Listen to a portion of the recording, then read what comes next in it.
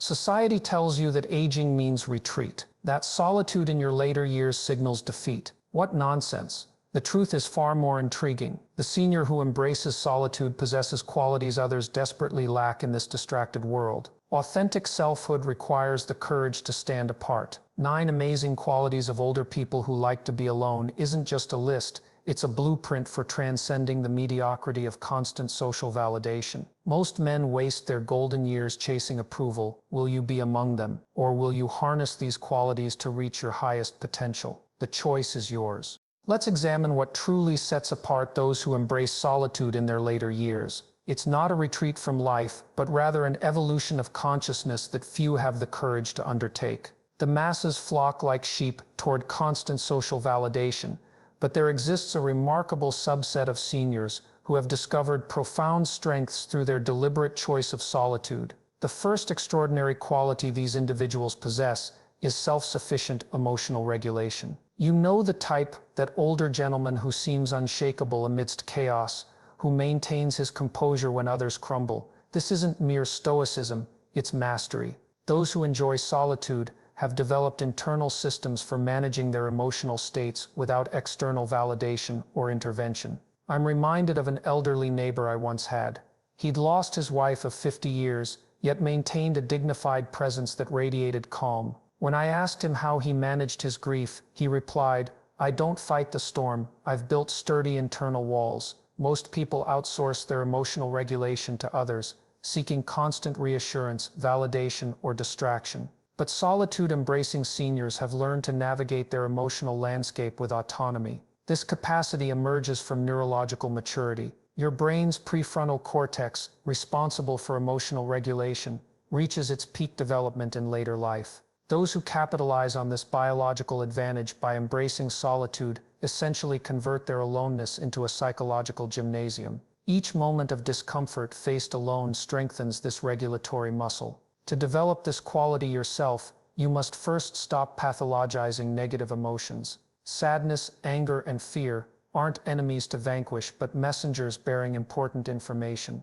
The solitude-embracing senior has learned to sit with these messengers, extract their wisdom, and release them without external intervention. They've developed daily practices, often meditation, journaling, or contemplative walks, that serve as processing mechanisms for emotional complexity. Now let's talk about the second remarkable quality, profound self-knowledge. We live in a culture that rewards external achievement while neglecting internal understanding. The senior who embraces solitude has reversed these priorities. They've turned their gaze inward and mapped their psychological terrain with extraordinary precision. This self-knowledge manifests as a quiet certainty about personal values, boundaries, and purpose that younger generations typically lack. These individuals don't waver in the face of social pressure because they've done the archaeological work of excavating their authentic selves from beneath layers of social conditioning. I once interviewed a 78-year-old former executive who had chosen a life of relative seclusion after retirement.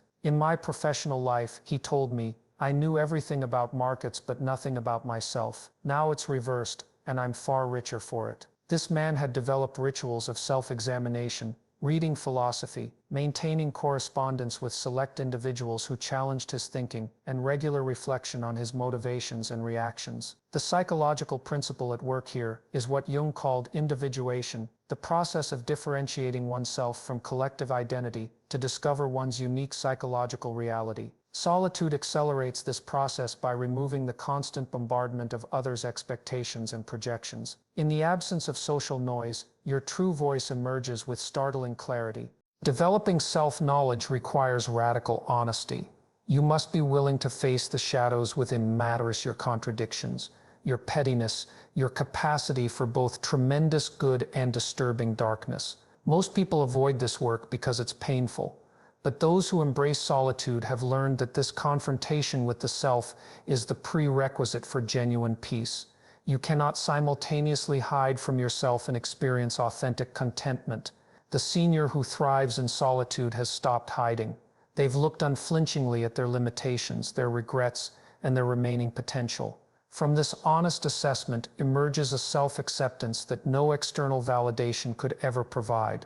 The cognitive strengths of solitude-embracing seniors represent the true frontier of psychological development.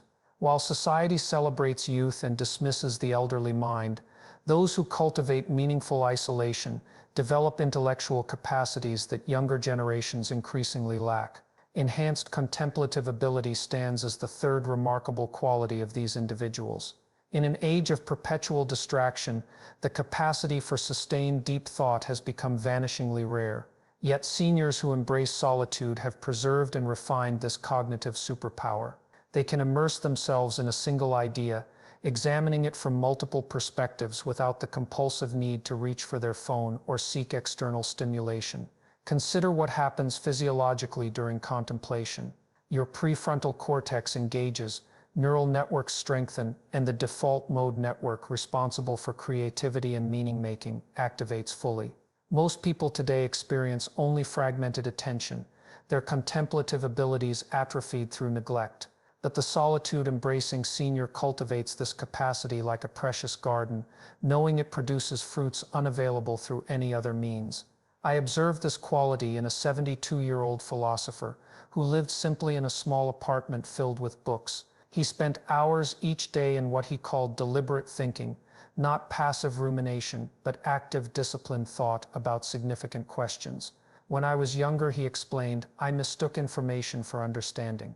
Now I know they're entirely different. His contemplative practice had become so refined that he could trace an idea through its implications with remarkable precision, uncovering insights that more scattered minds would inevitably miss.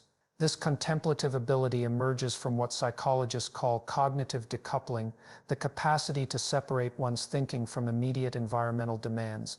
While most people remain tethered to external stimuli, the solitude-embracing senior has learned to direct their attention inward at will, exploring the landscape of ideas with uncommon freedom.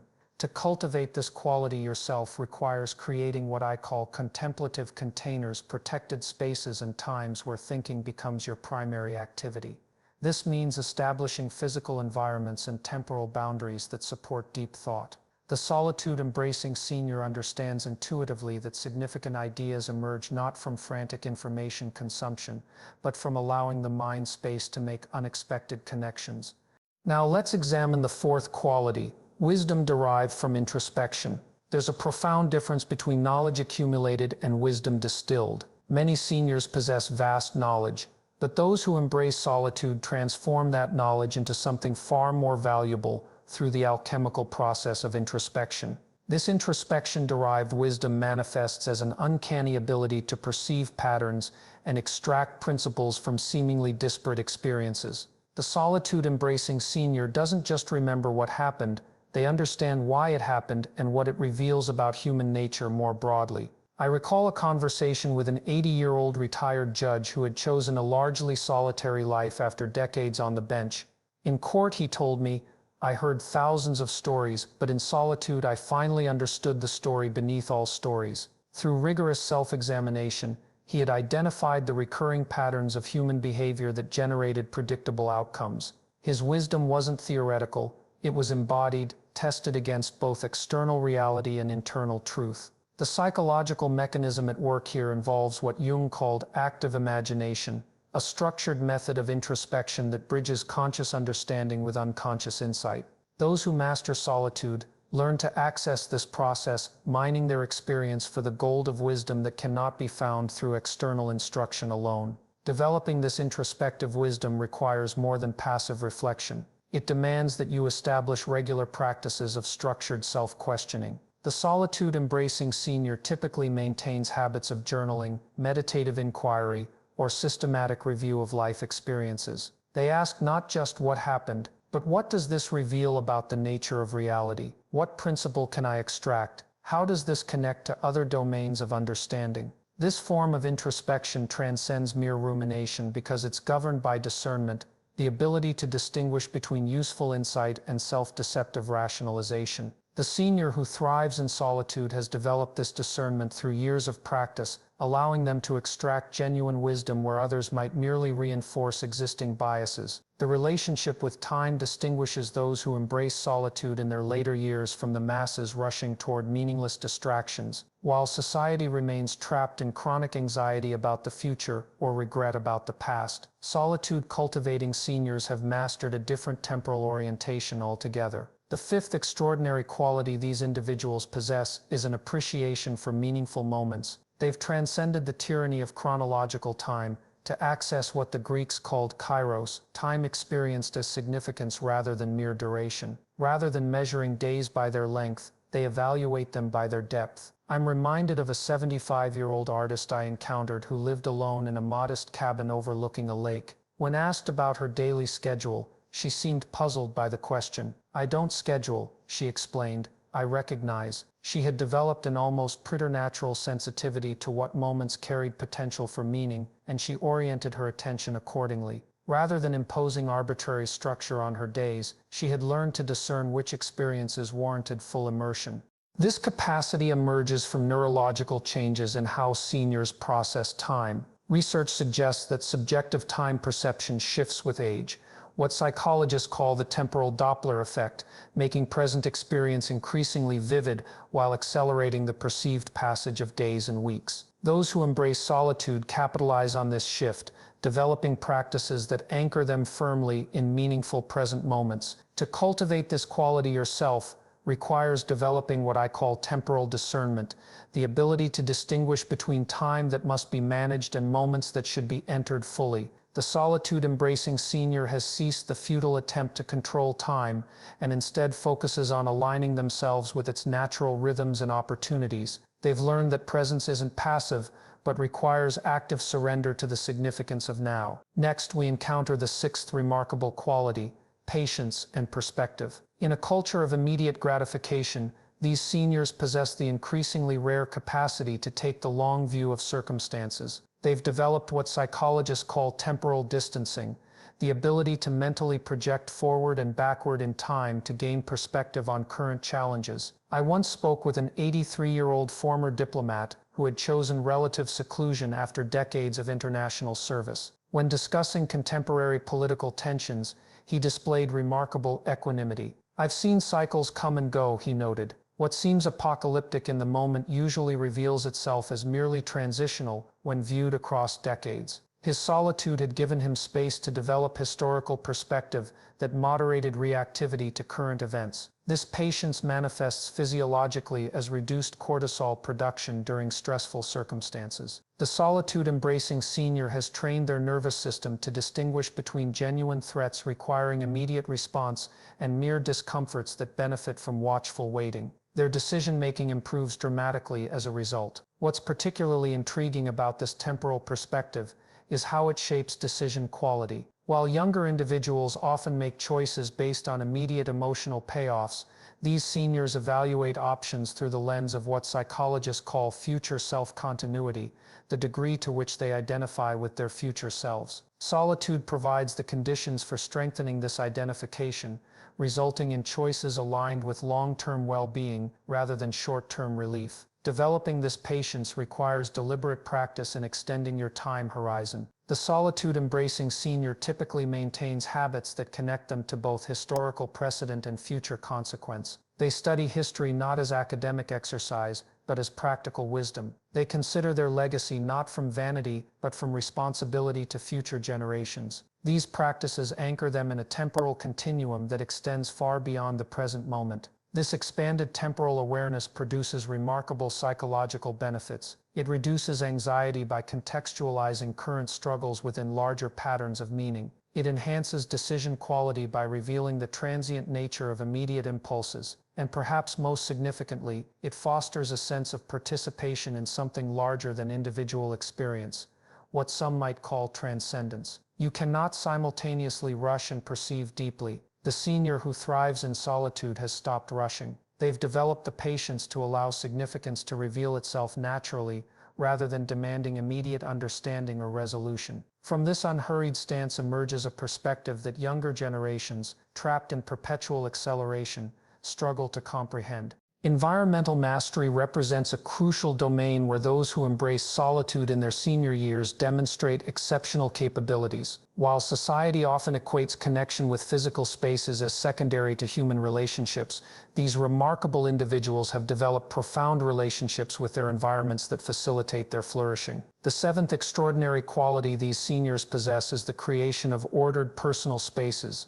This isn't mere tidiness or decorative skill.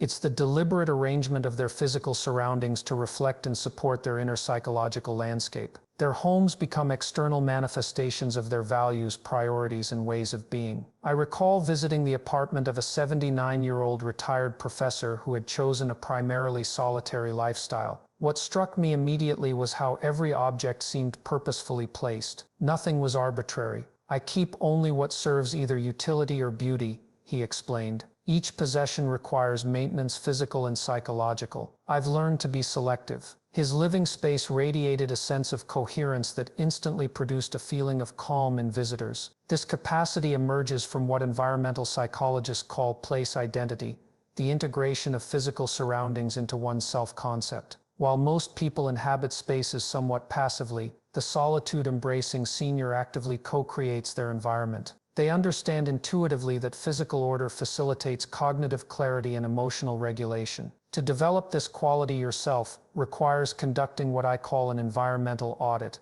a systematic evaluation of how your physical surroundings support or undermine your psychological needs. The solitude-embracing senior regularly evaluates their spaces not just for functionality but for alignment with their deepest values. They recognize that clutter isn't merely a physical problem, but represents postponed decisions and unresolved attachments. This environmental mastery extends beyond mere organization to encompass aesthetic coherence. These individuals create spaces that speak to their sensibilities, not to impress others but to satisfy their own refined perceptions. They've transcended conventional ideas about decor to create environments that genuinely nourish their spirits. Now let's examine the eighth remarkable quality: boundary-setting competence. In a culture that increasingly glorifies constant accessibility, these seniors have developed the capacity to establish and maintain clear limits around their time, energy, and attention. They possess what psychologists call differentiation of self, the ability to maintain a solid sense of identity while in relationship with others. I think of an 81-year-old writer who lived alone but maintained selective social connections. When invited to events, he applied a single criterion: will this encounter add to or subtract from my life energy? He declined invitations without apology or excessive explanation. "At my age," he remarked, "time becomes precious not because there's less of it, but because I finally understand its value." His boundaries weren't rigid defenses but permeable membranes that allowed meaningful exchange while preventing energy depletion. This boundary competence manifests in practical systems for managing social contact. The solitude-embracing senior typically establishes clear protocols for communication, designated times for calls, specific days for visitors, regular but limited social engagements. These aren't antisocial measures but strategies for ensuring that interactions remain meaningful rather than merely habitual. Developing this boundary competence requires confronting what psychologists call social compulsions, the unconscious patterns of engagement we maintain out of obligation rather than genuine desire for connection. The solitude-embracing senior has learned to distinguish between authentic social needs and conditioned responses to external expectations. They've replaced default social patterns with conscious choices about engagement. What's particularly striking about this boundary competence is how it transforms the quality of relationships. By limiting quantity, these seniors dramatically enhance quality. Their interactions, though fewer, carry greater depth and significance. They've discovered that meaningful connection paradoxically requires periods of separation, that intimacy depends on maintaining distinct identities. You cannot simultaneously please everyone and remain true to yourself. The senior who thrives in solitude has stopped trying. They've realized that authentic contribution to others emerges not from compliance with expectations, but from alignment with personal values and capacities. From this integrated stance, they offer something far more valuable than mere availability.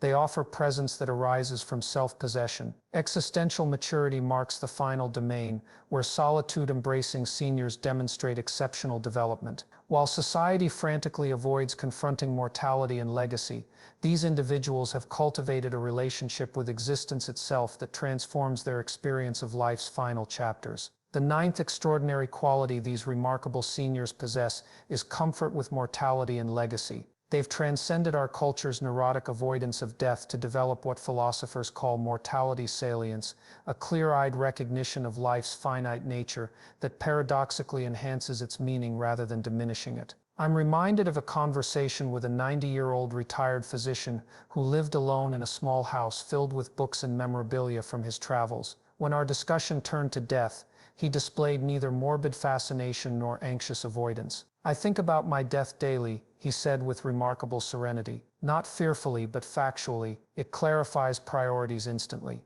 This man had developed a practice of memento mori, the philosophical tradition of regular contemplation of mortality that stripped away trivialities and revealed what truly mattered. This mortality comfort emerges from what psychologists call terror management, the psychological mechanisms we develop to cope with awareness of our inevitable demise. While most people manage death anxiety through unconscious defenses like denial or distraction, the solitude-embracing senior has learned to face mortality directly, integrating this awareness into their daily consciousness. To cultivate this quality yourself requires developing what I call mortality integration, the capacity to hold awareness of death not as distant theoretical concept but as present reality that informs how you live. The solitude-embracing senior typically maintains contemplative practices that regularly bring mortality into conscious awareness, not to induce fear but to enhance appreciation for the gift of existence. This comfort with mortality extends naturally to consideration of legacy, not in terms of wealth or achievement, but as the transmission of wisdom and values. These individuals have moved beyond concern with how they'll be remembered to focus on what's worth passing on. They distinguish between the ego's desire for immortality and the soul's commitment to contribution. I recall an 85-year-old woman who spent her days writing letters to younger family members, not recounting her accomplishments but distilling lessons from her mistakes. "I don't need them to remember me," she explained. "I need them to remember what I've learned." Her understanding of legacy had transcended personal recognition to embrace genuine service to future generations. The psychological principle at work here involves what developmental psychologists call generativity versus stagnation, Erikson's seventh stage of psychosocial development. While many seniors become preoccupied with their diminishing capabilities, those who embrace solitude redirect their energy toward contributing to the ongoing human enterprise. They ask not "how can I still matter?"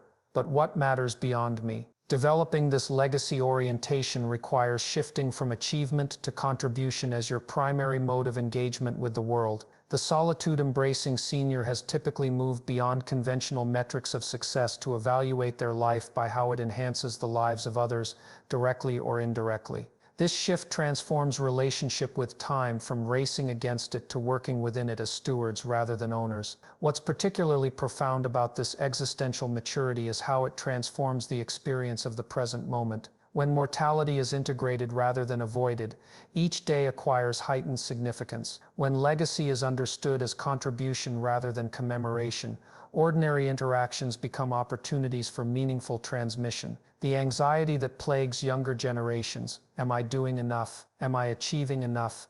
dissolves into the deeper question, "Am I being enough?" You cannot simultaneously deny death and fully embrace life. The senior who thrives in solitude has stopped denying. They've recognized that meaningful existence requires acknowledging its temporary nature. From this acceptance emerges not resignation but liberation, the freedom to invest fully in what matters precisely because nothing lasts forever. The 9 qualities we've explored aren't mere curiosities. They represent the culmination of human psychological development that few have the courage to pursue. Solitude properly embraced in your later years isn't retreat but advance into territories of psychological maturity that our distracted culture hardly comprehends. The path of the solitude-embracing senior stands as testament to what humans can become when they reject the hollow promises of constant validation and invest instead in the difficult work of genuine selfhood. Make no mistake, avoiding this journey guarantees psychological fragmentation. You will remain divided against yourself, seeking external solutions to internal fragmentation, fighting battles with weapons that cannot possibly win them. But choose the path of meaningful solitude, and you align yourself with the deeper structures of existence. This isn't mere self-improvement, its participation in the fundamental order that undergirds reality itself. Ask yourself, will you spend your remaining years running from silence, or will you use it to finally hear the voice that matters most?